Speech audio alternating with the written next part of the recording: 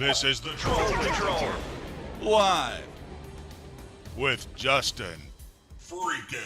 Welcome to the Troll Patrol. Live. It's a freaking Tuesday.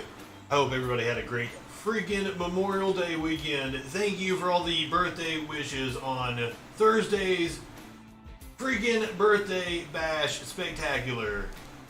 Thank you to Echoplex. I had a great birthday. Now, I will say, after the stream, I was laying here on the floor, drunk and high, and I wanted a hamburger. And I asked Sparkles to cook a hamburger for me, and she wouldn't do it on my birthday. Now, in her defense, I had had plenty to eat that night. We'd been picking out on all kinds of shit. So I do not blame her for not fixing a hamburger for me. But I asked for one, drunk and high, laying in the floor, and she didn't do it. I'm having all kinds of crazy fucking, yeah, the mic sounds different because shit's going on. I do not know what's happening. I'm having weird audio issues tonight. It's amazing to me that it's even working. I think what you're hearing is that this microphone over here is, yeah, that microphone over there is doing some shit too. I can't stop it. For some reason, plugging that one in is the only way that this... OBS updated earlier today. You thought I died. What? Did I party too hard on my birthday? No. OBS updated this morning, and ever since then, my shit has not worked right. I don't know what the fuck's going on. But I do know that we have special guests here tonight. We're going to talk with them in just a second. Let's go ahead and plug what we got going on later on in the show. Disgraced General Michael Flynn has called for a violent coup. Disgraced Congressman Matt Gaetz. I sound terrible? Oh shit, it's that bad? It sounds good in my earphones. Shit. I almost told my special guests to, like, sorry, I'm gonna have to reschedule, but then I'm like, oh, yeah, I apologize for that. Hold on, I might be able to fix that. I want to go ahead and introduce our special guests here this evening, the band, the Abusements. They are in the middle of their, oh shit, did they freeze on me? Fuck, nothing is working tonight. Do I have you guys? Hi, we're here. Can you hear us? I can hear you, but I do not have picture for some reason. Oh yeah, Fuck me. Well, I've got live in the little picture, but not in the big picture. Fuck, nothing is working right tonight. I am so sorry. It's all your fault. Everything is my fault. That looks good. Here we go. I got a picture of you guys up. Now joining our questionable magical miracle network, already in progress. And welcome, Justin.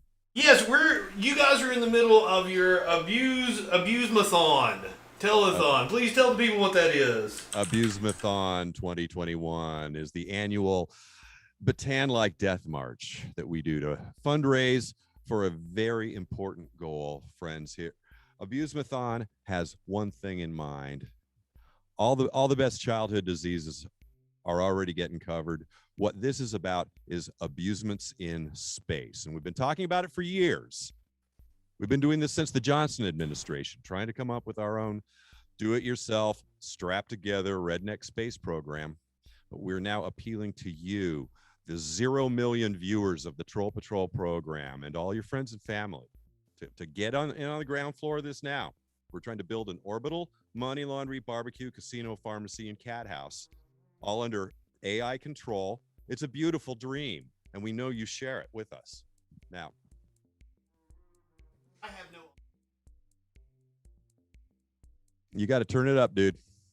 Try talking in the other mic.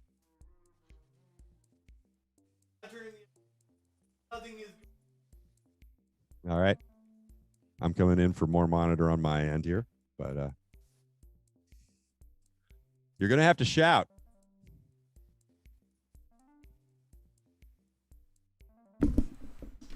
Can you guys hear me on this microphone? Beautiful. Fucking shit. Okay, so hello, Mission Control. You're sounding beautiful. You guys have a song about the space Nazis, so shouldn't you be leaving space travel up to the Nazis? As you so aptly put it, they're the ones that, know how to do this shit, right? This is a very good question. And this is one of the benefits of the Abusements space program, is that we have absolutely zero Nazi participation that we're aware of at this point. I suppose it's not off the table, but we're trying to do this, without bringing in actual Nazis. Well, unlike the United States government, the German kind are pretty much done with anyway. So, unlike the United States government, we're pretty anti-Nazi on this show. Resolutely anti-Nazi. So now you guys have a new. It's an EP, right, or is it a full-blown album? Oh, we've done an EP. And, all right. So, this is consisting of 4 songs plus a cover song of one of our songs that somebody else did, and that will be coming out on CD format sometime in the next couple of weeks. The key new material's already released online. You can either pick it up at Apple Music, Amazon, maybe at Spotify sometimes.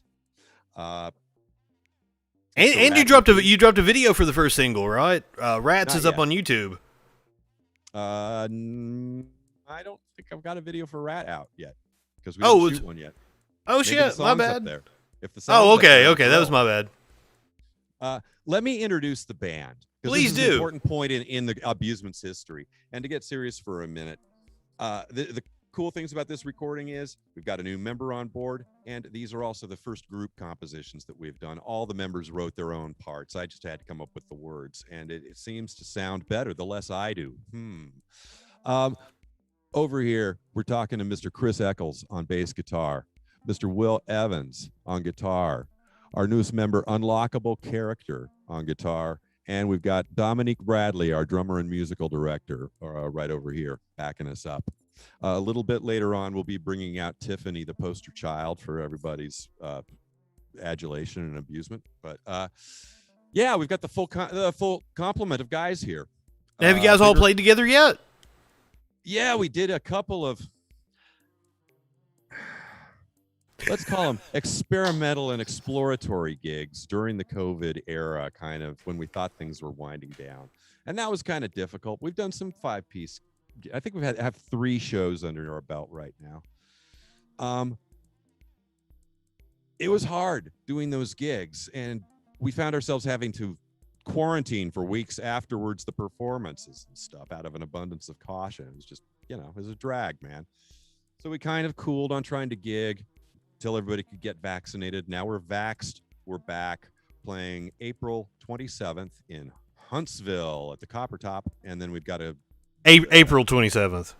I'm sorry, August 27th, 2021. That's a Saturday in Huntsville. That's a Friday. I got none of this straight. And you're as disorganized as I am. I totally understand. And then a pre-Halloween gig here in Montgomery. Well, we're pretty sure there's other gigs to come. Things are starting to book up fast now that things are sort of reopening a little bit. All right, we've talked about your music. Let's play a song off of the new EP, shall we? Please. What do you want to play? Haircut, or you want to play rock and roll? Oh, let's play Haircut. This All features the work of Unlockable Character. He came up with the riff on this. All right, so we're gonna take a listen to Haircut here by the Abusements.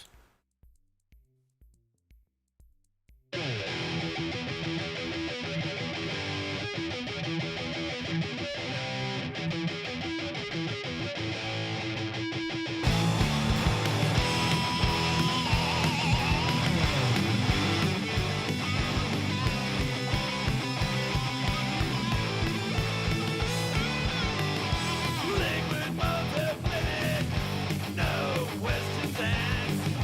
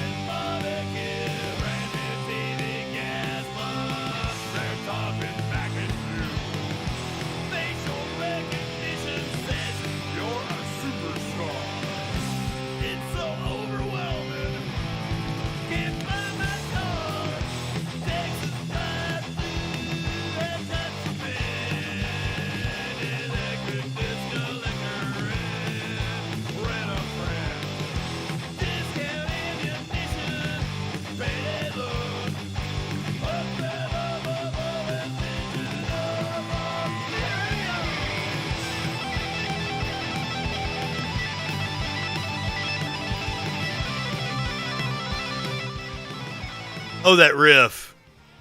That riff is excellent. You're live now. You can talk. Okay, are you streaming that off of Spotify? Is that what happened here? No. That's what you gave me earlier on G Drive. Was there a cutout? Did it drop out? No. Oh, okay. You faded on that. Oh, I pulled it down so you could talk. God, okay, I understand now because I'm sitting here going, "What happened to the song, man? What happened to the song? We worked on that." You pulled your microphone up to your mouth. I'm like, oh, I'll let him talk. I was loving that riff, man. We're trying to get a little bit heavy. These guys make it so high. While we're here, we really want to get back to the important thing that we're trying to do, which is convince people to contribute today to Abusements 2021. Now, the estimated cost is $1.6 trillion, and I know that doesn't sound like much. That's only $213 per person for every person on Earth. That's just an Elon and a Bezos, right? I'm telling you. I've got a message for Elon and Bezos. Bezos, get with us and save some bucks. You're into that. You've also got that real cool Greg Hedson look. We always admired that. Ruskies, Russians, add some zazz to this Cold War space program. You need some zazz, some pep. Now, Chinese communists, guys, come for the barbecue, stay for the Pai Gow poker. Our Pai Gow tables are hot and they go all night. China might be up your alley because like they really like to be disoriented with the way they do things. I'm telling you, they're also good gamblers. Okay. They shot that rocket up and just let it, fall to Earth like wherever the fuck it wanted to come. Then that's my kind of attitude. Okay, that's like Werner von Braun style. Where it come down, that's not my department. Seriously come up, the rockets come down. He brings up the fact that the venue just like a mile and a half from where I'm sitting right now is named after an actual honest to God Nazi SS officer. As Lux, seriously. Yeah. And this is a fact that I was totally aware of as a child growing up in the 1960s, and nobody seemed to take much mind of it too, because denazification works, right? That's a process that works. You spend a couple of weeks in the cooler or whatever. And, they used Clippy for that. That's what Clippy used to do before he got hired by Microsoft. Wait, what? You heard of Operation Paperclip? Okay. I'm with you now. We're getting deep with the cultural references here. Anyway, Elon Musk is a problem, though. Elon, you're creeping us out, kid. You're not going to be admitted. All right? Let's just get that off the table right now. Well, anybody that watches this show knows I am no fan of Elon. Oh, But you will take his money, right? Or his spaceships, if offered. We're actually thinking of heisting one of them. I mean, what's he going to do, right? This could save us a lot if we just go ahead and steal the ship from him. Well, I mean, he's stealing land down in Texas in order to launch his ships, and apparently it's causing all kinds of headaches for the neighborhoods in the area. Yes, Elon crashed the market Musk. Texas. God, my heart is just breaking here for some reason. Dude. There are plenty of good people in Texas. You've toured Texas before, right? I love Texas. We love Texas. I'm sure you've had some wild times in Texas. Yes, very well. It was the first place I'd ever been to with drive-through alcohol stores, and that's right there. That's just a better way of living. Now, when you say drive-through alcohol stores, because we've got those in different places in the South, but like you're meaning like you can get a drink in the car, right? Well, in this case, the one that I went to, and this is back in the mid 1980s, in my first trip through Texas, we were just fascinated. It was a packaged liquor store, where we could get cases and bottles. They put it right in the trunk. We didn't even have to stop the engine. Oh, okay. I thought you were saying like they were handing you like a martini. It wasn't the daiquiri stand concept that we know from New Orleans, that we appreciate, where it's like a giant headache in a 64-ounce cup. Have you guys played New Orleans before? Not yet. We're trying to. Hello, Bill Heinz. Please call. Did the pandemic hit? Like, were you on the backside of the new releases? Like you just dropped an album, what, in the year or two before the pandemic? Yes, our last show before the pandemic hit was the new release record for Supersized and Weaponized, the album by the Four Piece. And so the we've been pandemic working really our threw ass you off. for a loop, right? Yeah, we had a whole bunch of touring scheduled, and that all went away. We had big ambitions of increasing our regional scope, and it just, like with everybody else, that just kind of crumbled. Had to find something else to do. We never really quit.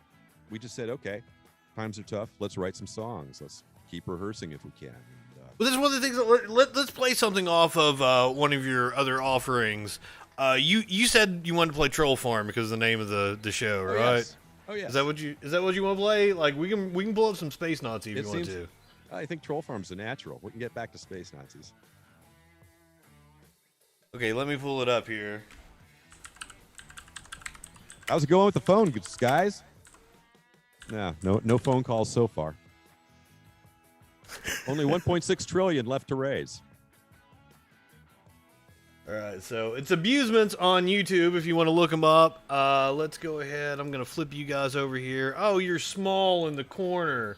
Nothing is working right tonight.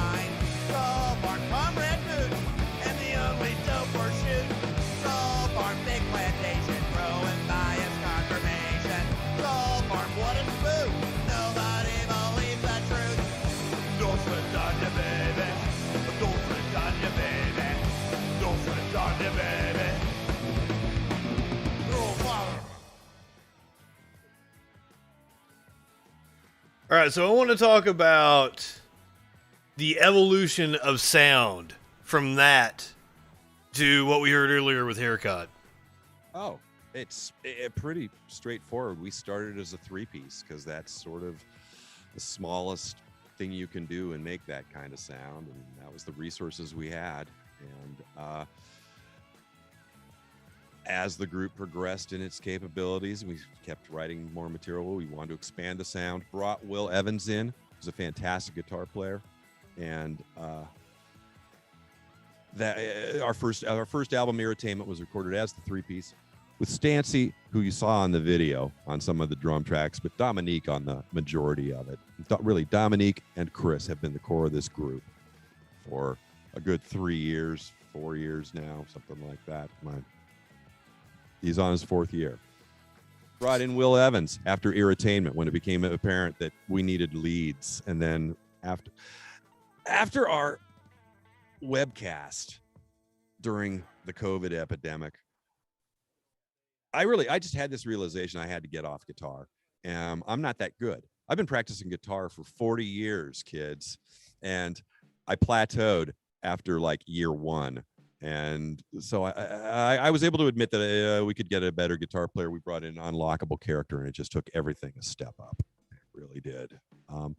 If you want to make better music, associate yourself with better people. Associate yourself with people whose capabilities far exceed your own, and they will drag you up.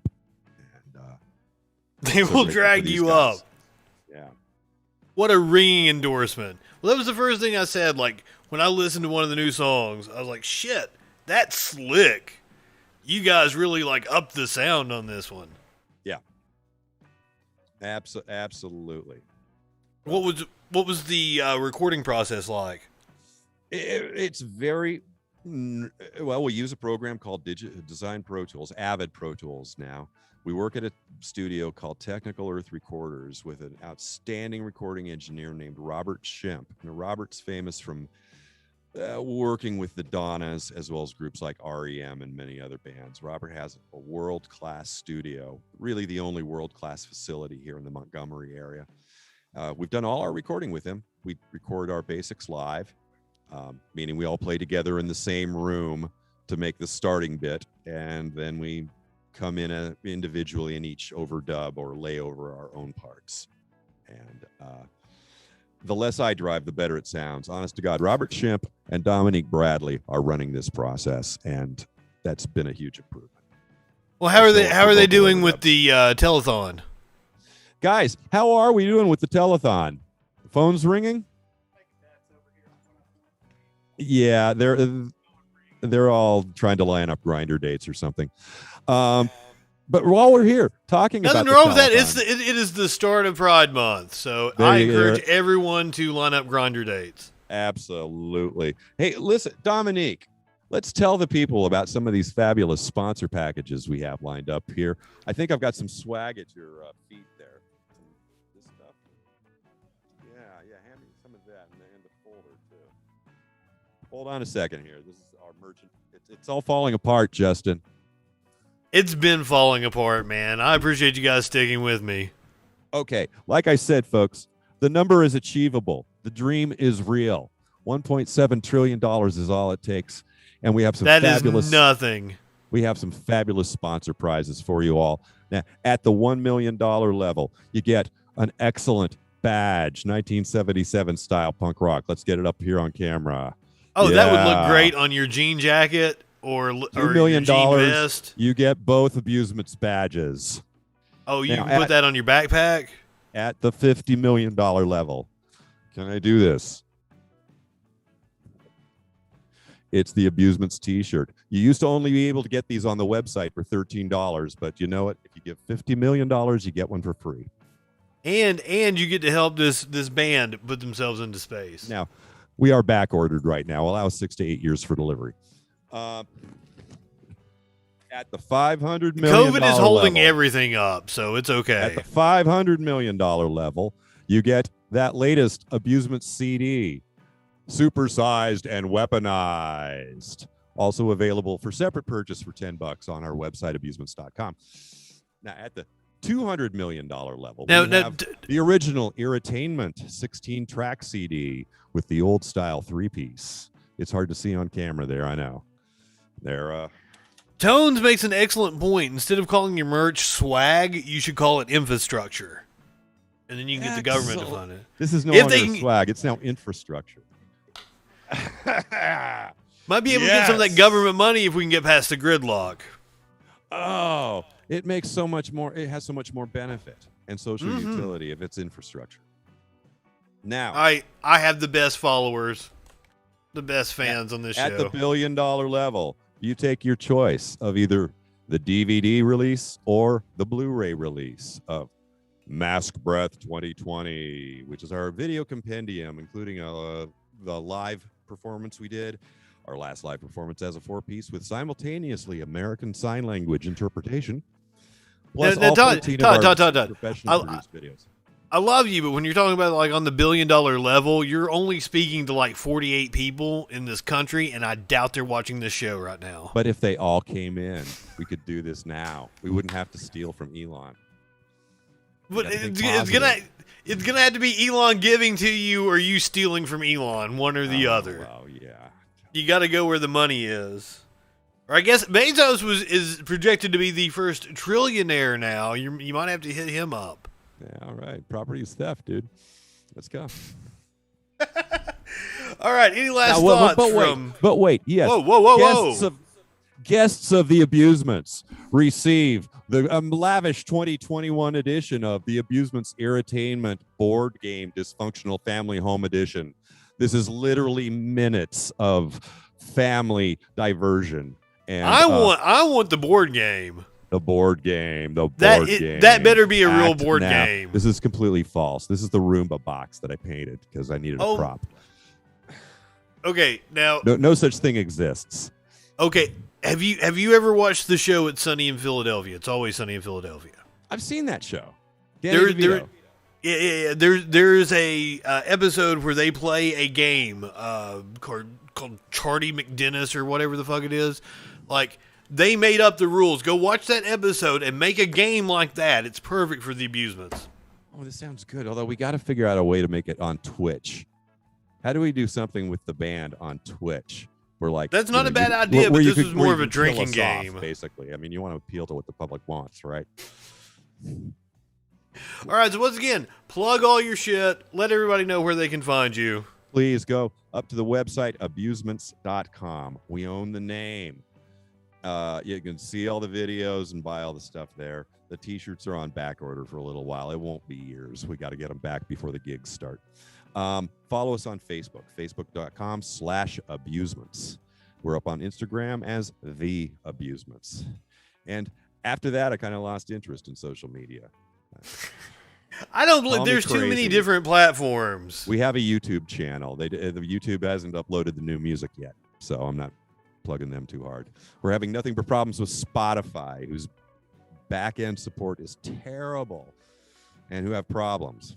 I'm assuming it's impossible to get a human on the line, isn't it? I keep talking to, I'm not sure if it's an email bot I'm talking to. There's two different ones of them. I'm not sure if it's like an autoresponder, but it probably is. They refuse to take any responsibility for anything. It's all TuneCore's fault. So there you go. It's all evil corporations. Now, you guys, your politics kind of line up with this show, correct? Uh-huh. That's how you and I met each other, trolling the dumb fuck right wingers. You're actually a less tolerant left winger than I am, and which is something I appreciate. People are looking for the tolerant left. We were like, those guys moved out. Yeah, fuck them. We still get their thank mail. you guys. Abusements. It was a pleasure to have you on. Love you, Justin. Say thanks, guys. I wish you the best. I'm going to see you when you come to Huntsville. Okay, rock and roll. Have a fantastic evening. All right. I'm going to try to have more guests on.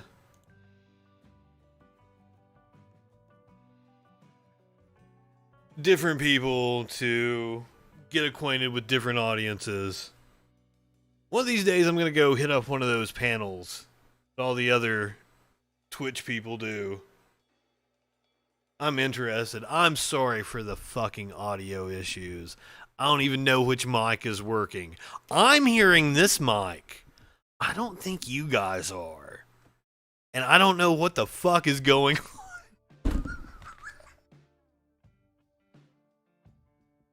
I mean, this mic isn't bad, but it's not the...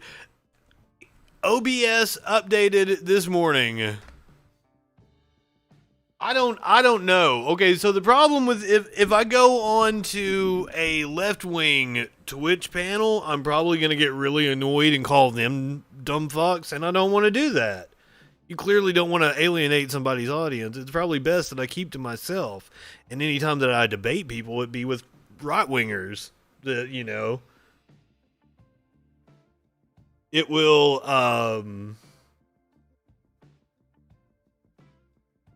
fuck, I don't even know what I want to say. This whole thing has me frustrated. When I first discovered I was having this problem, it was like 3 hours ago. I'm like, oh, I got plenty of time to fix it.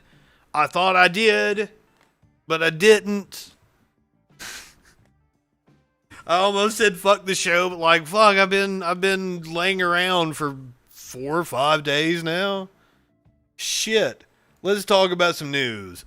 Especially because we've got to talk about goddamn Mike Flynn, Matt Gaetz, all the Republicans that are calling for violence. Ironically, 100 years to the day of the violence against Black Wall Street. The 100th anniversary was yesterday. Today spans across 2 days. Fucking CNBC throwing all kinds of ads at us. Let's watch this little video package. Here's Smokey. Let us, in 2021, finally walk through the door of freedom. Let us do that. So this was yesterday in Tulsa. This is holy ground. Now, one of the celebrations were canceled because they couldn't come to terms with reparations, which I totally agree with. We are here to acknowledge, however, that the vastness of this country has been built by those of us who are the descendants of enslaved Africans. Do not deny us. Do not diminish us. Do not Aw. leave us. I believe Smokey is a pretty common name for a cat. Do not A great characterize cat. us. From the Mideast to Russia. Was your grandmother's cat's name Smokey Bong? So on this day, I'm going to utter the word reparations. Yes! Well deserved. Until recently, the massacre was hardly recognized and unknown to most Americans. I think it's still unknown to most Americans. I didn't learn about it till just a few years ago.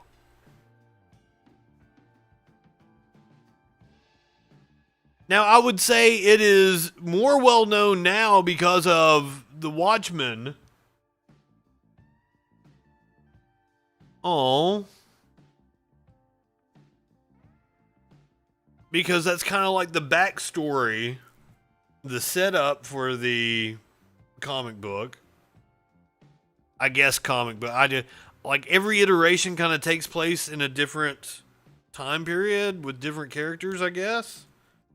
I watched the HBO show. Sickness that ails us as a nation. And that sickness But you also shouldn't get your history from fucking comic books. It's in the soil. We must acknowledge it and root it out. And so this event today, right here, this is ground zero for human rights.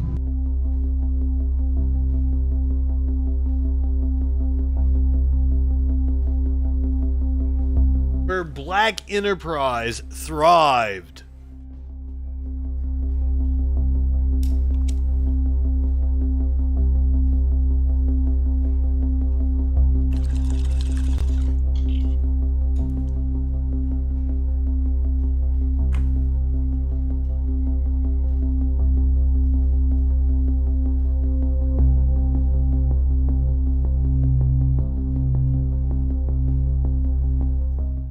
And they don't even have a total number. That's an estimate. First, let's get those remains to those families so they can have a proper burial. But then this is where the drum roll of justice actually begins. This is extremely important work, I believe. This will help provide some closure for families who lost their loved ones. There will not be closure for the Tulsa Race Massacre for a long time, but I think that this will be a reckoning and this will be a step towards healing and reconciliation.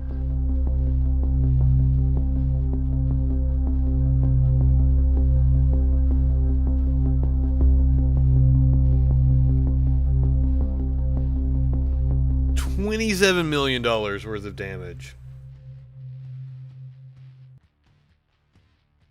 And the stunting of generational wealth.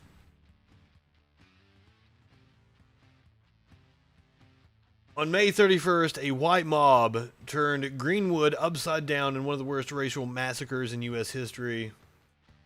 35 square blocks of the vibrant black community were turned into smoldering ashes. 1,000 homes and businesses were looted and set on fire.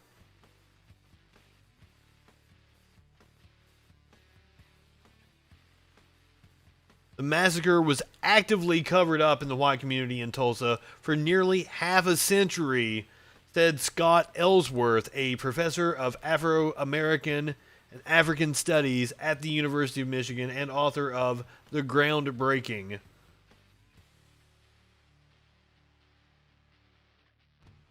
Just insane pictures.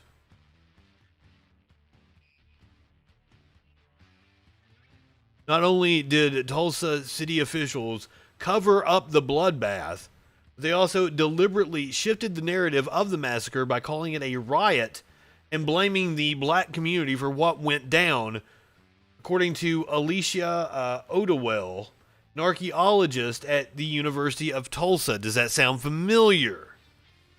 The massacre also wasn't discussed publicly in the African American community either for a long time. First, out of fear that happened once, it could happen again. Moreover, this became such a traumatic event for survivors, and much like Holocaust survivors and World War II veterans, many of them didn't want to burden their children and grandchildren with these horrible memories.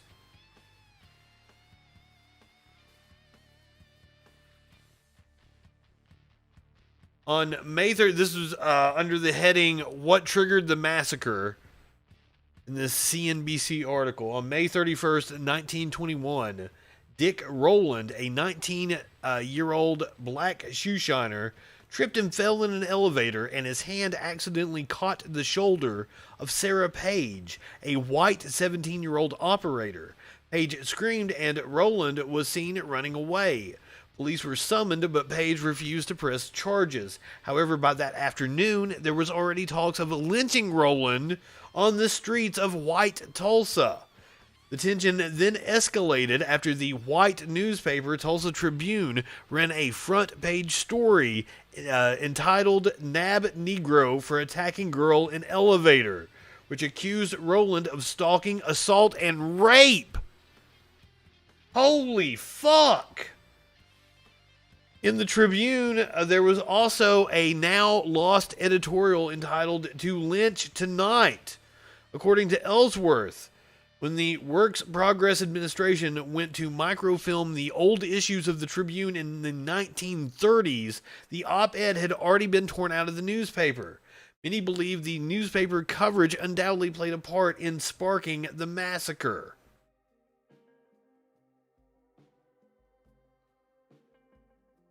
Wow. We'll look at some other pictures from this weekend. Photos show black gun owners marching on Tulsa's Black Wall Street. This is from Vice.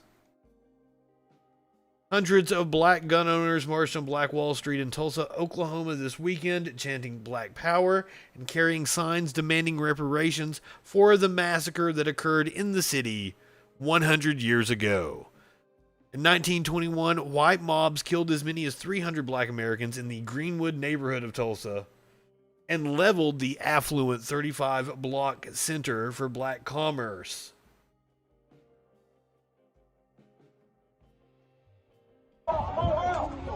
Video of the march from over the weekend.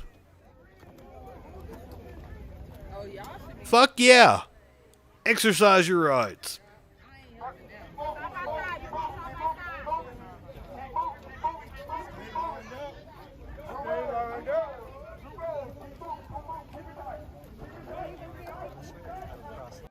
Now, where are the Trump-supporting, gun-loving Second Amendment people? Fucking, where's their support? Hey, Smokey. Again. What you doing, buddy? Oh, he's already down. He saw something else. Now, it's not just Tulsa where massacres like this happened. This is a USA Today article that apparently I can't read.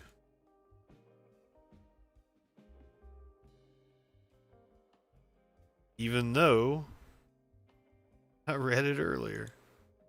Or at least skimmed over it.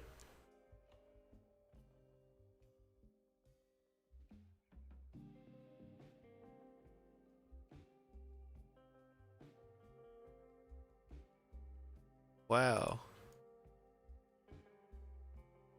Well, Tulsa is not the only instance. This is another example of fucking shitty ass capitalism.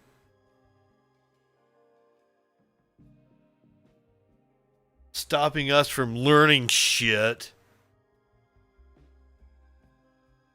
And I even have that like plug-in. It's supposed to get behind paywalls.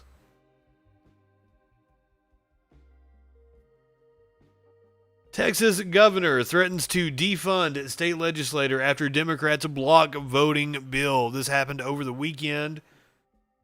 They just walked out and didn't allow the Texas Senate to have a quorum to pass the voting rights bill. Voting rights advocates on Tuesday excoriated Texas Governor Greg Abbott's bizarre threat to defund the state legislature after Democratic lawmakers thwarted an 11th hour attempt to pass his priority bill that would have made it even harder for the public to cast a ballot in elections. In Texas and across the United States, Republicans have tried to roll back access to the polls after last year's election when their right-wing supporters bought into substantiated claims of widespread voter fraud. We're going to hear from Sidney Powell here in just a little bit. Texas's Senate Bill 7 would have imposed felonies on public officials for certain activities related to boosting mail-in voting. Imposed felonies for boosting mail-in voting, banned 24-hour and drive-through voting, emboldened partisan poll watchers, and made it easier to overturn election results, among other provisions. The legislation went through a dizzying rash of iterations and revisions to reconcile both chambers' priorities, even as advocates and experts warned that its bedrock proposals could disproportionately disenfranchise communities of color, city dwellers, voters with disabilities, and elderly people. Well, of course, that's exactly who they want to target. But even after pervasive condemnation of what critics dubbed Jim Crow 2.0, SB 7 seemed primed to clear the state legislature just hours before the session's end, until Texas Democrats walked off the House floor Sunday night. Oh, it was Democrats in the House. I thought it was the Senate. Abbott tweeted on Monday, "No pay for those who abandon their responsibilities." As Texas's chief executive, Abbott can veto individual line items in the budget, and he said he intended to do away with Article 10 funding for the legislature, including lawmakers, staff, and adjacent agencies.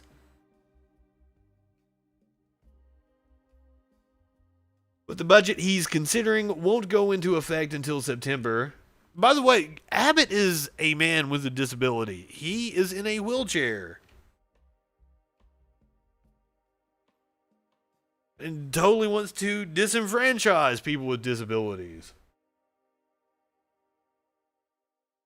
This might be one of the dumbest things I've ever heard a politician suggest, said Wesley Story, communications manager for Progress Texas.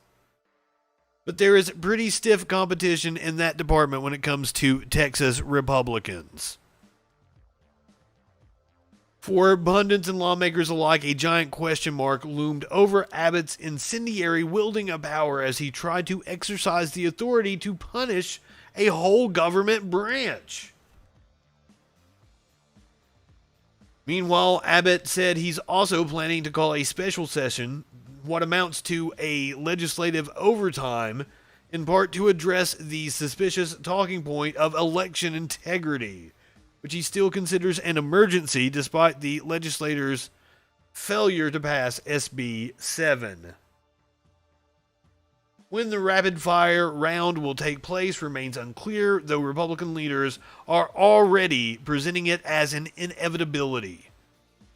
So they will be back in the next few months. Speaking of Texas politicians, we got a twofer on dumb fucks. First, tonight, we're going to talk about one Mr. Dan Crenshaw. And everybody is well aware of my feelings. I would give everything I own to piss in Dan Crenshaw's open eye hole. These fucking people, indeed.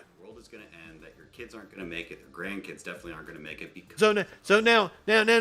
This is called Dan Crenshaw exposes AOC and Bernie Sanders on climate change. So let's see if he exposes anybody on climate change. climate change. They want to scare you to death. Joe Biden says it's an existential threat. Now it looks like the stream is fucking End in 12 years. Bernie Sanders said we're going to be having a hiccup. Sea levels. But does this rhetoric match up with the science? Yes. In this video, I'm going to go through science, like the UN's Intergovernmental Panel on Climate Change, the science that we all agree on. We're going to compare the data and the science with the left's rhetoric. Now look, I'm not arguing that climate change isn't real or even that it's not caused by man-made emissions. What I'm saying is we don't need to be scaring our children to death. So let's go through some of these claims that they make. Claim number one, climate change is an existential threat to humanity. But what does the science say? In 2018, I do not know what it is to think that he can speak about science. You are correct. Dan Crenshaw, scientist. UN's Intergovernmental Panel on Climate Change report stated that in order for us to limit warming by 1.5 degrees, we would need a subsequent reduction in carbon emissions by 2030. They did not say that if we fail to meet that the world would end or that there'd be any kind of existential threat to humanity. Nobody who is serious has actually said that. Yes, people have. Just because that specific report didn't make that claim doesn't mean that they didn't have other conclusions that back that up. And guess what else this panel found? By 2100, they estimate Oh, he's absolutely stupid. 3 to 6 times bigger than it is now, meaning we'll be a lot richer. And that the cost of adapting to a 4 degrees Celsius increase, which is an enormous estimate, by the way. Nobody really thinks we're going to have a 4-degree increase, but the cost of adapting even to that hasn't it gone up like 2 degrees Celsius or 3 degrees Celsius in like just the last 20 fucking years? cost world GDP 4.5%. This gives you an idea of the actual costs of climate change that the real scientists are saying is true.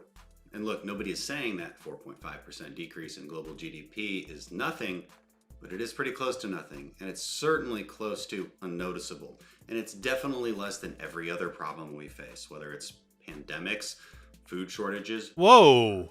financial crises. Those things are things we might be investing in and get a better return for our money. So it becomes a matter of what to invest in.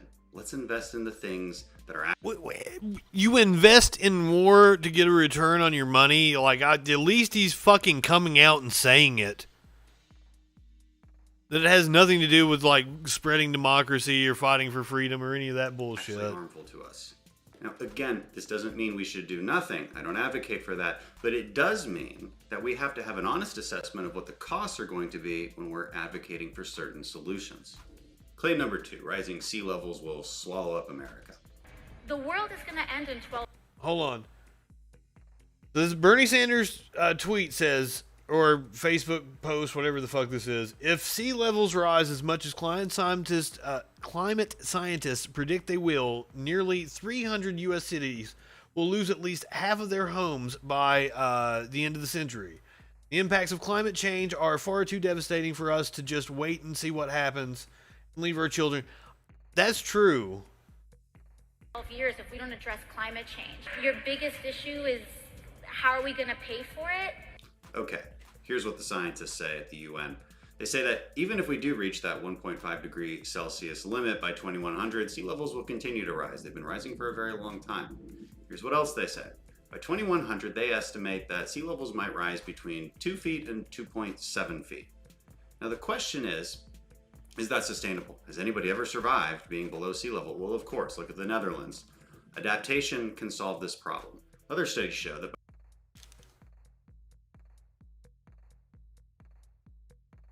Wow, he really is stupid. And his basic argument is this number isn't that big. And to his followers, 2.7 feet. I gotta wear fucking high water britches. Holy fuck. By the year 2100, our technology and our adaptation will be so dramatically better that we'll have far less flooding, even with rising sea levels. In the year 2000, we had over 3 million people flooded. With the trends in adaptation that we have now, by the year 2100, we estimate to have 15,000 people flooded. And look, By the year 2100, we're gonna be fucking water world up in this bitch, and everybody's gonna live on floating barges. The Netherlands. Yeah, just buy some nice boats and floaties. It's gonna be okay. Hike up your pants a little bit. Everything's coming up, Dan Crenshaw. this estimate isn't that crazy. Keep in mind that since the 1920s, deaths from natural disasters have decreased by 90%. We're just looking at the general trends in adaptation that human beings do. Claim number 4, extreme weather and climate change related disasters will lead to increased deaths. Okay. They already have. I just told you that since 1920, there's been a 90% decrease in climate related deaths. In 1920, there was over 5 million. In 2010, only 0.4 million. And get this, scientists at the UN IPCC also found that long-term trends in economic losses from disasters can't be attributed to climate change. What? Keep in mind, oftentimes you hear astronomical estimates of the cost of climate change. Here's what they're doing with those numbers though. They're assuming that you're gonna have astronomical number of climate-related deaths, but they screw up their analysis when they do that. And this has been long debunked. They basically assume that if Philadelphia ever becomes as hot as Houston, they'll have like 50 times more climate deaths. Now, of course, that doesn't make sense. They'll just use more air conditioning like we do in Houston. Claim number 5, here's one you hear all the time. Hurricanes are becoming more frequent and more extreme. They are. Again, here's what the scientists say. At the National Oceanic and Atmospheric Administration, NOAA, they actually say that in the 21st century, Atlantic hurricanes might increase intensity by 5%. And guess what? They're actually going to decrease in frequency by 25%. And before you go posting in the comments about how 2019 had an abnormal hurricane season, remember, that's not science. You've got to look at trends to actually establish what's going on with respect to climate change. And the scientists are looking at trends. Okay, so first of all, a 5% increase in intensity.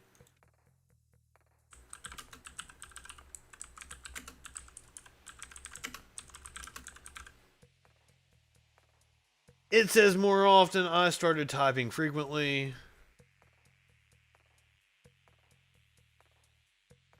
This is a 2019 study. We're looking at the Los Angeles Times.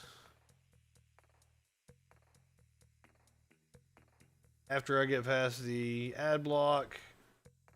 Big destructive hurricanes are hitting the U.S. 3 times more frequently than they did a century ago, according to a new study. Experts generally measure a hurricane's destruction, blah, blah, blah. A Danish research team came up with a new measurement that looked at just how big and strong the hurricane was, not the dollar value of the damage it caused. They call their measurement the area of total destruction. ClimateCentral.org says hurricanes likely to get stronger and more frequent. They could be citing the same. That was 2013. Would have been a different study.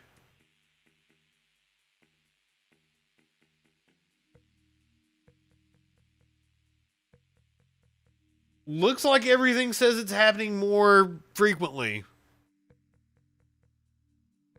Their charts have Sharpie marks. Also, like, he's just putting numbers up on the screen. I don't know. One time I looked up their numbers like that, and they said, like, there was an increase, blah, blah, blah, blah, blah, and it was just looking at 1 year over another year. So he could be citing NOAA, saying that, you know, like, fucking 2015 had less hurricanes than... had 25% less hurricanes than 2014, and he's only citing data from those 2 years. I don't trust Dan Crenshaw. Trends, and that's what they're telling you. And of course, the last claim that the left makes is this. If we just totally remake our economy and completely electrify our grid and move completely to solar and wind and... Well, goddamn, we need a new grid. You, of all people, Congressman, this was fucking today. This was today. He posted this shit today. Congressman, you of all people know the need to upgrade and update our electrical grid. You represent Texas. Win the battle against climate change. Here's the truth, according to the science. If all developed nations, not just the US, but all developed nations completely stopped emitting carbon right now, by the end of the century, we would actually reduce the temperature maybe by 0.8 degrees Fahrenheit. That's Fahrenheit, not even Celsius. 0.8 degrees Fahrenheit. Look, why am I telling you all of this? Because yeah, because the point is we can't have runaway greenhouse effect. Like what's going on Venus, you motherfucker. Learn some shit. That's what happens when that shit gets out of control. No, he represents some business investors in Texas. You are correct, Tones. My apologies. He is not a congressperson from Texas. So let's just all die together, jacking off like the fucking people in the ash in Pompeo. I'm sorry. Pompeo was the fucking, what was he? He was the Secretary of something or other, Defense. I am not feeling good. I have a pounding headache right now. I am not on the top of my game. My microphone's not working. I don't know what the fuck is going on. You know who else is not on the top of their game? Goddamn Ted Cruz. Look at this motherfucker. What's the senator from Texas doing? He's in Israel. Why the fuck is he in Israel? Shilling for the far-right, idiotic Netanyahu government. Home in Ashkelon, in southern Israel. This is a home where an elderly woman and her caretaker were. Looking like a dumb fuck. That's what he's doing. You can see the elderly woman, that's her bed. They got the warning that the rocket was coming. She evacuated. Her caretaker didn't make it out. Her caretaker was killed right here. You can see the damage of the rocket going over here. The rocket came through the roof of the house, destroyed the roof of the house. Go to the back of the house, you can see this is all of the damage that came from one Hamas rocket, one terrorist who murdered a woman here in Ashkelon. I told you it was propaganda. I told you. Well, Ted Cruz, let me play a video of a young Palestinian girl, and she's gonna ask you some fucking questions. I can't do anything. See all of this. What do you expect me to do? Fix it? I'm only 10. I can't even do anything anymore. I just want to be a doctor or anything to help my people. I can't. Well, Ted Cruz just wants to make sure that you do not achieve your dreams, little girl. What do you want her to do, Ted? What the fuck? Lucky for her, things may be changing in Israel.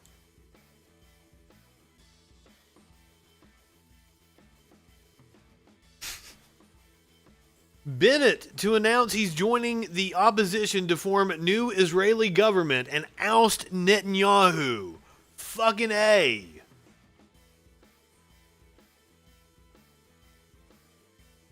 Naftali Bennett, the leader of the Israeli right wing, I'm sure he's not a good person, but at least he's not Netanyahu.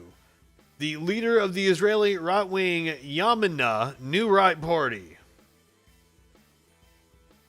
He could announce as early as Sunday that he is joining. This was just published like fucking. Oh, this was from May 29th. My apologies. I thought it was today.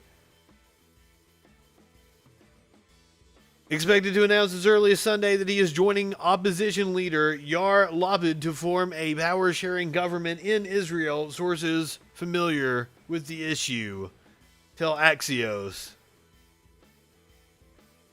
A new change government will be formed. Bennett will be prime minister and will bring an end to 12 years of Benjamin Netanyahu rule.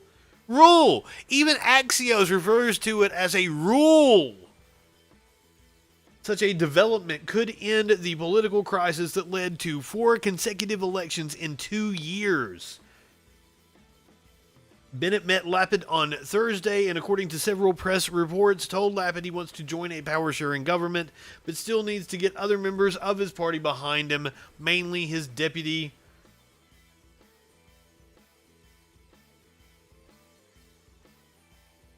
All I know is the Biden administration has taken the wrong position on Israel. How do I know? Because fucking Lindsey Graham is thanking Joe Biden. I'd like to tell people back home in the United States, I don't know how it's going to end in terms of a new government being formed tomorrow, but from our perspective, it's not about an individual, it's about a relationship. Prime Minister Bibi's just been a good friend for a long time. He started to call him Prime Minister Netanyahu, but he's like, no, Bibi, my friend. We'll leave it up to the Knesset to figure out what to do in terms of who will be in charge of the government.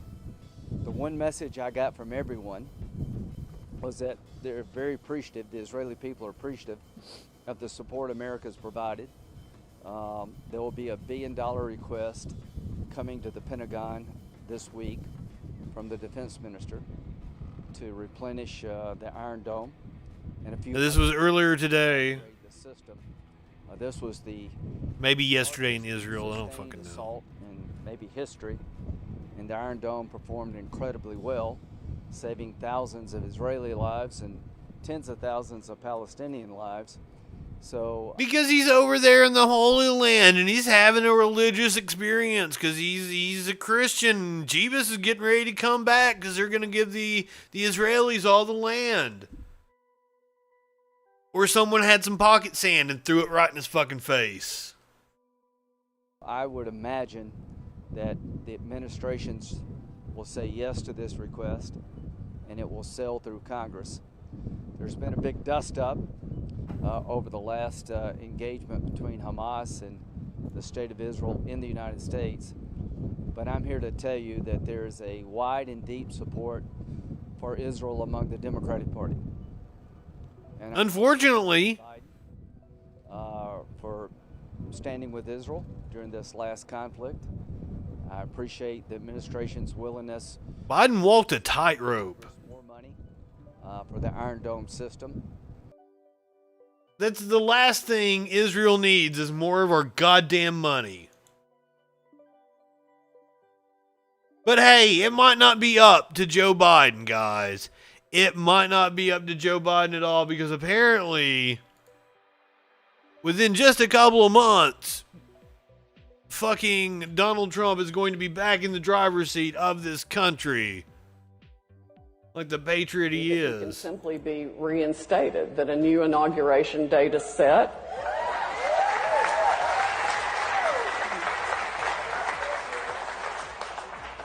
And Biden is told to move out of the White House, and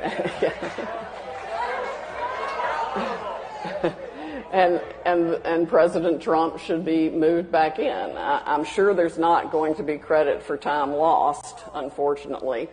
What the fuck is she wearing? Is she auditioning for like Sons of Anarchy? Like, are they doing a reboot and Katie Seagal is too fucking busy, so they're gonna get Sidney Powell to what? Yeah, this was. I don't even know where this was at. Tones, where did this take place? I don't even know what it was called. It was some fucking QAnon conspiracy convention. Boots and shit. Oh, speaking of attire, we're gonna be talking about cowboy hats. There's a big dust up in Nashville over cowboy hats and Nazis.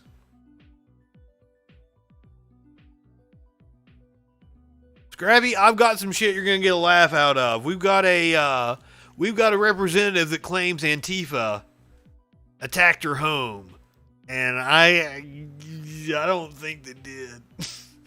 But we're gonna watch it together. We're gonna find out if they actually did.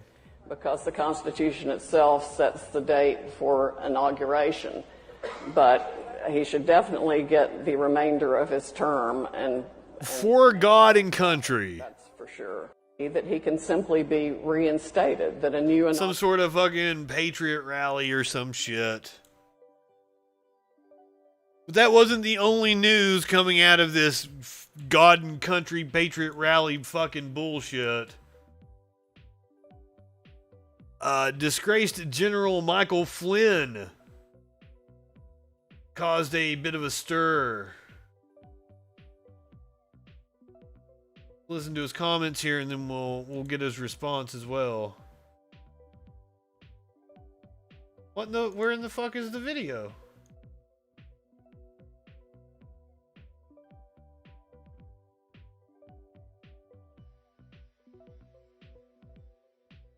God damn it.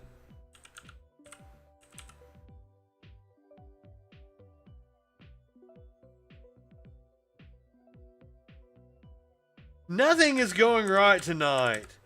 Not a goddamn thing.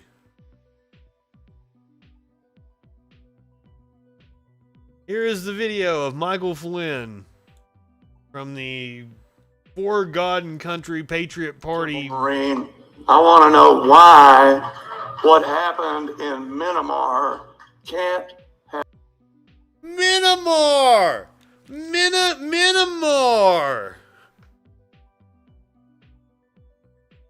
Myanmar!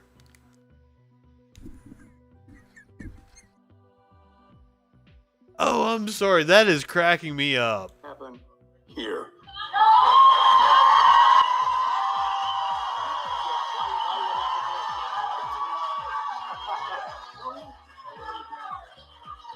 You know, no reason. I mean, it should happen here. No reason. Right? That's right. He said it should happen here.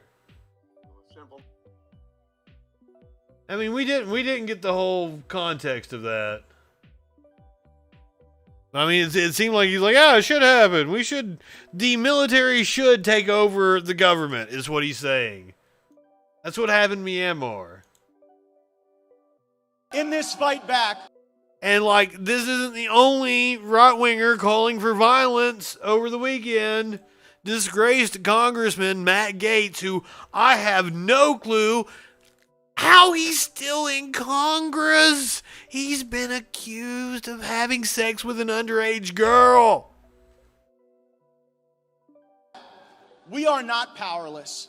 This is a powerful movement. We are powerful people. As President Trump reminds us, we are the elite now. And so let us use the Constitution to strengthen our argument. I'm not high enough for this shit, guys. First Amendment right to speak and assemble, and we better use it. The internet's hall monitors out in Silicon Valley, they think they can suppress us, discourage us. Maybe if you're just a little less patriotic, maybe if you just conform to their way of thinking a little more, that you'll be allowed to participate. Maybe if you're a little less fucking dumb. Silicon Valley can't cancel this movement, or this rally, or this congressman.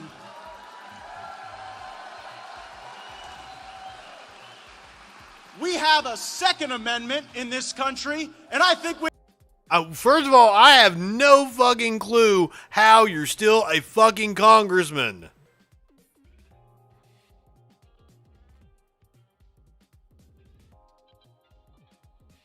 It's Scrappy. Like, I always, I kept calling it Burma because I thought that was, like, the actual name of it. But, like, Myanmar is the name that the locals fucking call it. So I go with the locals on that one. We have an obligation to use it.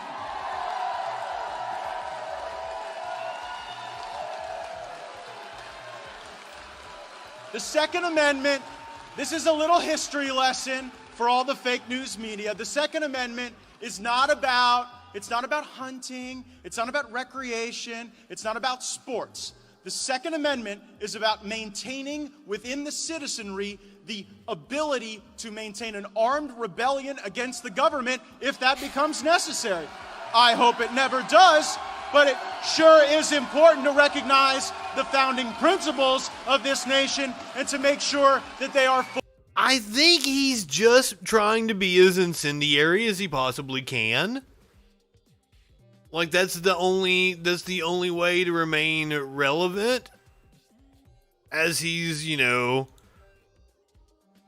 being impugned by... Yes, I'm taking a screenshot of that. That cracked me up. Being impugned by the investigation.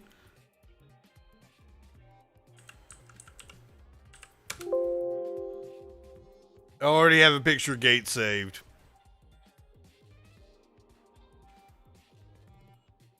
So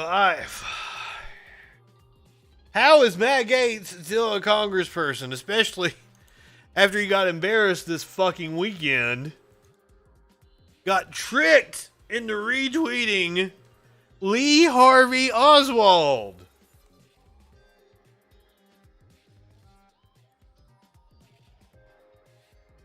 The journalist Ken Klippenstein. I know this. I've seen him on fucking all kinds of shit. Ken Klippenstein. Yeah. Tricked prominent... Maybe it is Klippenstein. I don't fucking know.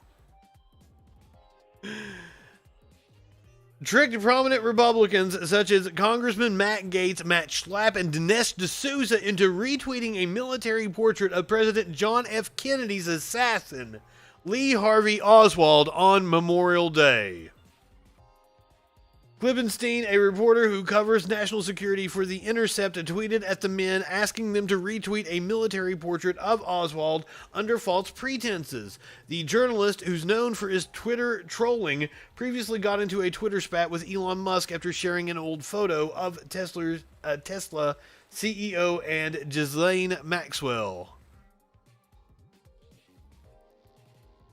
Gates retweeted the photo with an American flag emoji in the caption.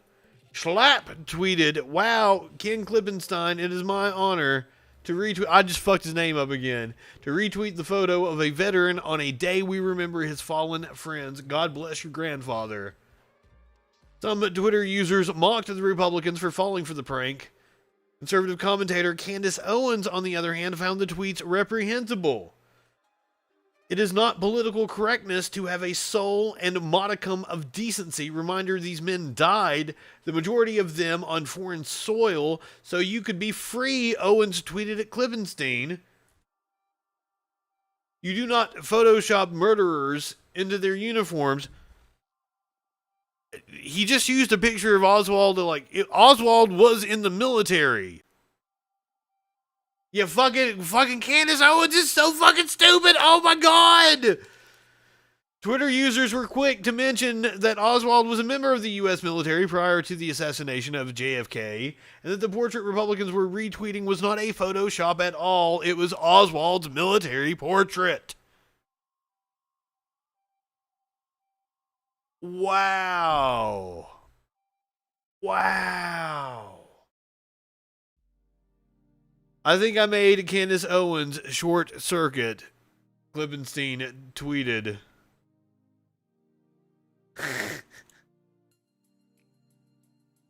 Do you want a little more Matt Gaetz news? How the fuck is Matt Gaetz still in Congress? He was involved in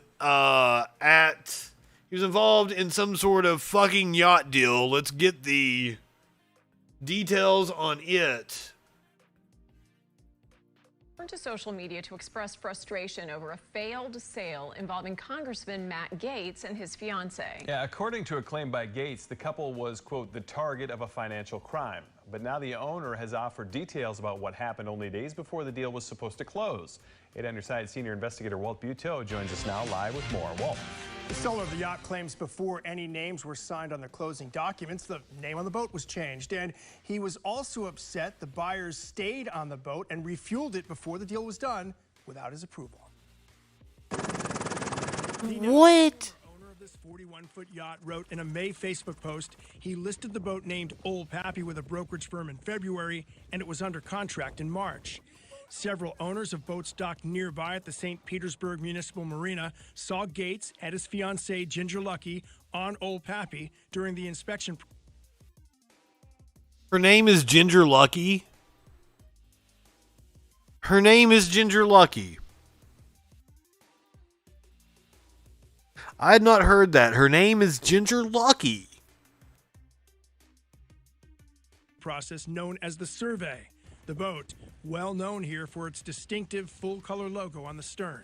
Very high-end job that whoever did it. It's a very nice-looking logo. Is it one of the logos you sort of remember on this particular pier? Yes, yes. It's very memorable. According to the owner, he found out, quote, 2 days before closing without my knowledge or approval, his logo was removed and replaced by the name Thirsty, and the hailing port was changed to Niceville, a city in Gates' district. And I'm not going anywhere. Wait. Gates named his boat Thirsty.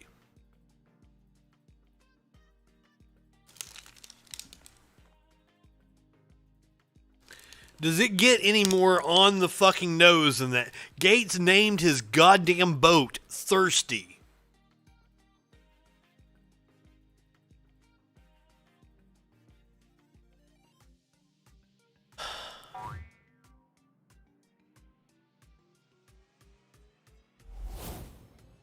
He might as well have named his fucking boat Guilty. Through, with a Gates spokesperson telling me Rep. Gates and Miss Lucky were recently the target of a financial crime. According to the congressman's spokesperson, federal law enforcement is now pursuing the alleged crime, but he would not say which agency is involved. And Aid on Your Side has been unable to confirm the existence of a federal investigation.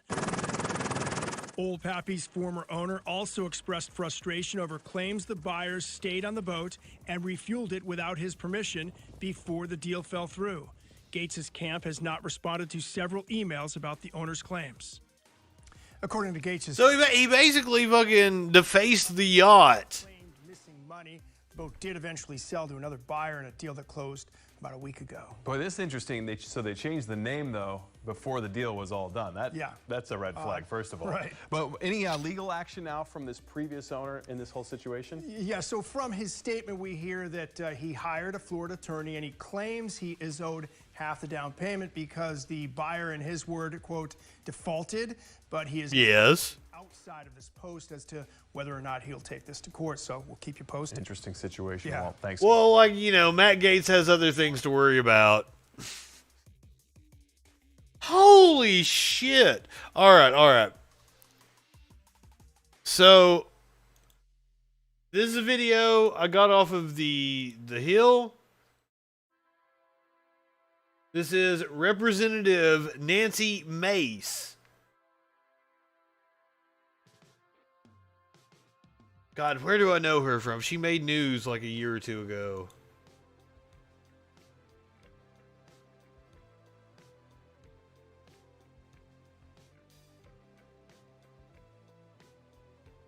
She is from South Carolina, so I find it odd that Antifa would be anywhere near her district in South Carolina. She went to the Citadel. Her district is Charleston to Hilton Head Island, so it is literally one of the bougiest areas of the South.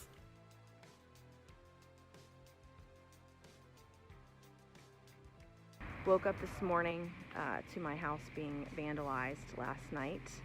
You can see they spray painted in black past the PRO Act on the front of my house. That's my bike that one of the kids was using last night, shortly before the house got vandalized. It's very scary.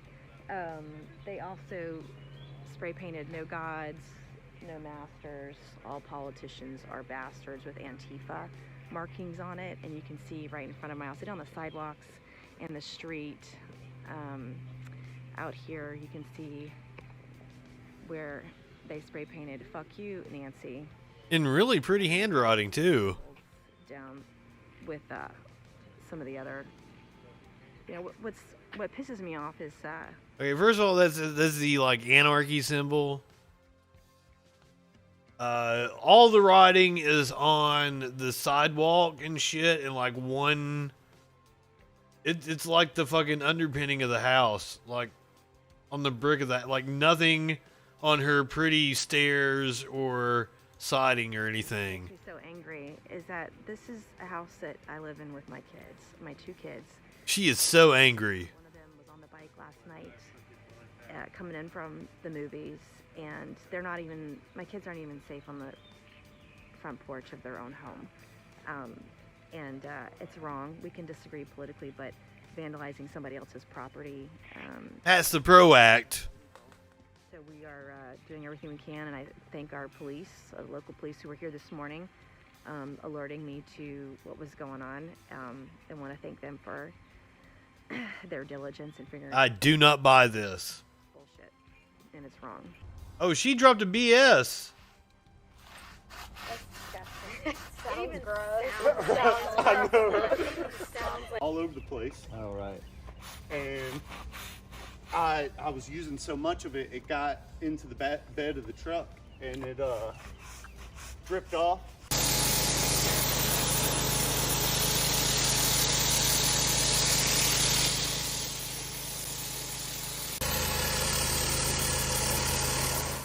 So power washing the graffiti over the sidewalk. Yeah. Ironically, everything was sprayed on concrete, the spray paint. Nothing got on her siding or anything. Oh, this was totally, she did this. She absolutely did. I do not believe for a second that anybody vandalized her house except, look at this bougie ass neighborhood. Fuck. No.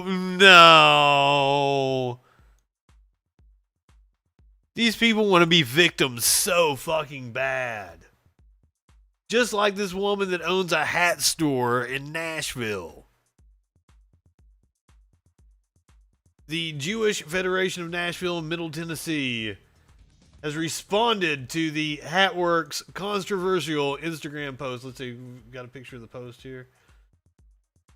They'll show it in the story. Let's watch the video. Controversial post on social media. Good evening, everyone. I'm Haley Wilgus. Today, more hat companies severed ties with the Nashville hat store Hatworks after many say the I want my sidewalk power washed. Do you think we can get the government to pay for it? That is... Not only that, we can get the government to pay for it, and we can get some good publicity and gin up some hatred among our followers. Yep. It's a win-win-win-win-win. David comparing patches Jewish people were forced to wear during the Holocaust to people not vaccinated against COVID. News 2's Erica Francis spoke to the CEO of the Jewish Federation of Nashville, who says this doesn't reflect the Nashville he knows. A community outraged. There's a big difference between voicing your opinion and then using a symbol of hate to do so. Protesters voicing concern Saturday after Gigi Gaskins, the owner of Hatworks on Nashville's 8th Avenue, posted a picture with a yellow patch resembling the Star of David with the words, "Not vaccinated." She wanted to sell them on hats. The Jewish Federation and Jewish Foundation of Nashville and Middle Tennessee says it was a punch to the gut. It does a disservice to the memory of the 6 million Jews who were systematically murdered in the Holocaust, and it's very upsetting. Equating anything with the Holocaust, I think, crosses a certain line that it just made me sick to my stomach to see it. The Instagram post now deleted, but others remain, with Gigi questioning why some were outraged by her post and not with the tyranny the world is experiencing. Later writing, she's willing to put her business on the line. Another post in a what tyranny? Quote, in no way. I'm sorry, I didn't mean to mock the reporter. Star of David or disrespect what happened to millions of people. This is not who I am and what I stand for. My intent was not to exploit or make a profit. My hope Bullshit. is my genuine concern and fear, and do all that I can to make sure that nothing like that ever happens again. I sincerely apologize for any insensitivity. I have no way to know whether it was sincere or not. To more than 15 hat manufacturers and counting, the apology came little too late, with Kangol Headwear everywhere. Tula hats, Gurin Bros, Akubra, Bailey hats, Brixton, Stetson, and many more, refusing to condone hateful, offensive, or anti-Semitic content, pulling distribution at Hatworks effective immediately. I know from the response and the way in which people have come out, both online and in person, that Nashville is a caring place. Stillman says the hurtful actions of others can be a lesson to all. Erica Francis, News 2. Now, the owner said in a post no merchandise was ever sold. We did reach out to Gigi Gaskins in several ways and have Gigi Those Gaskins. at the Jewish Federation also tried reaching out with no luck.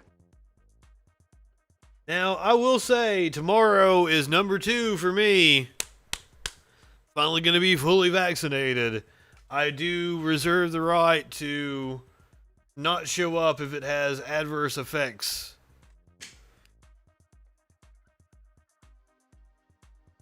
The first shot did not hit me that hard. I'm hoping the second one does not hit me either. But apparently, if it's going to make you kind of sick, it's the second one that does it. So, I'm already not feeling good tonight and shit's not working. I don't even know which mic I'm talking into right now. Fuck.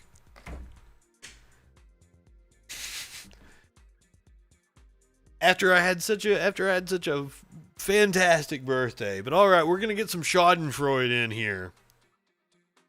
Some Pride Month Schadenfreude. I hope you guys are happy. Do notice I'm really proud of my graphics. I spent a long time trying to figure exactly what I was going to do for Pride Month. This is what I came up with. It does indeed look like a stone wall. For very good reason. So, we have video of this boat. Apparently, they were harassing some passengers in another boat. Karma hits boaters who harassed and spun circles around our boat after they saw our pride flag.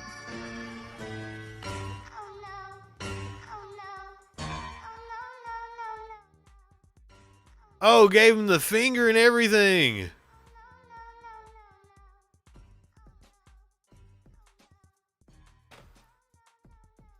So they see the pride flag. They go by, give the finger, and then their boat blows the fuck up. Like divine intervention. Fucking TikToks and your copyrighted music. I wanted to really be able to enjoy this and play it over and over and over again. If it's not, shit like this is often staged. For clicks and views and shit. I hope this is not one of those instances. And if it's not, then fucking cosmic justice. And I checked to make sure, just in case, that we did not have a copyright issue with playing this clip from Blue's Clues, which is making right-wingers' heads explode. Picked them up out of the water and chastised them all. I don't know. It was a TikTok. I lean toward it was probably staged. People do that shit for clicks. So, hosted to the Blues Clues and YouTube channel. It has the comments disabled. However, plenty of comments were made about the video on Twitter.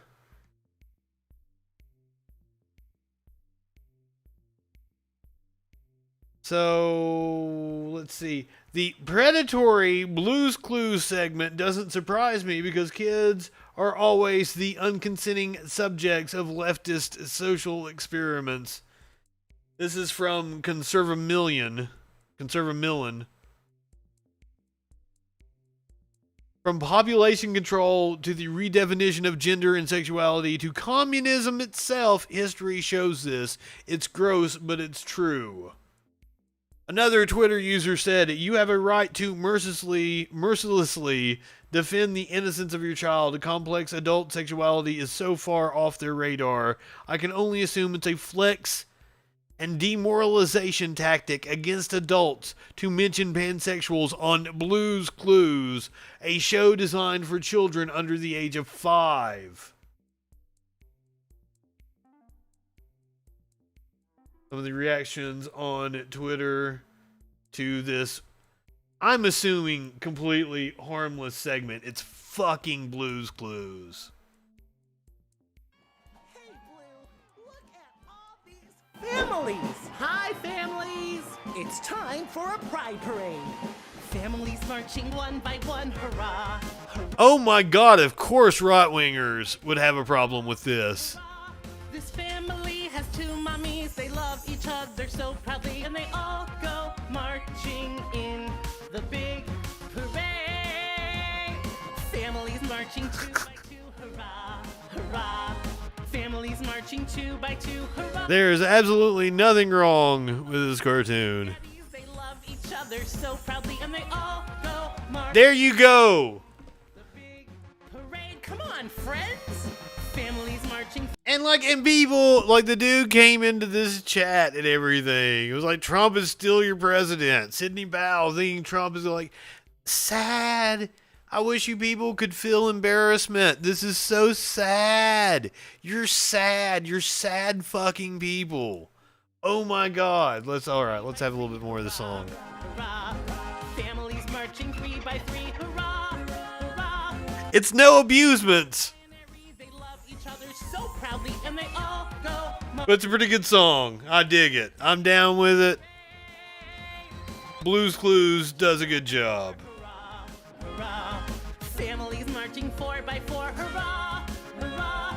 Trans members of this family all love each other so proudly, and they I saw that somewhere else. Somebody mentioned that the otter has scars. He has top scars. Just an interesting little tidbit. marching in the big parade. Come join the fun. Families marching 5 by 5, hurrah, hurrah. Families marching 5 by 5, hurrah, hurrah. Some people choose their family. They love each other so proudly, and they all go marching in the big parade. Families marching 6 by Scrappy, why are you sad for the song? I was hoping the song would cheer you up. I apologize. I hope whatever you're going through, you're getting through it. Tots and pears. Thoughts and good vibes your way, my friend.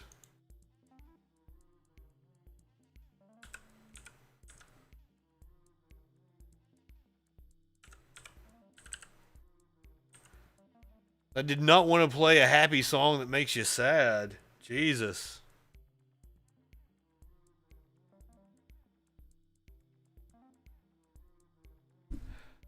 Alright, I've never rated Josie Rose before. I just followed her the other night, so if you're on Twitch, we're gonna go raid Josie Rose. Be sure to click on her channel. I'm gonna put this fucking show out of its misery. Go ahead, light one up, tip one back. It's alright to have a little fun before you hit the sack. I'm Justin FREAKIN. We'll see you tomorrow night on the Troll Patrol. Live.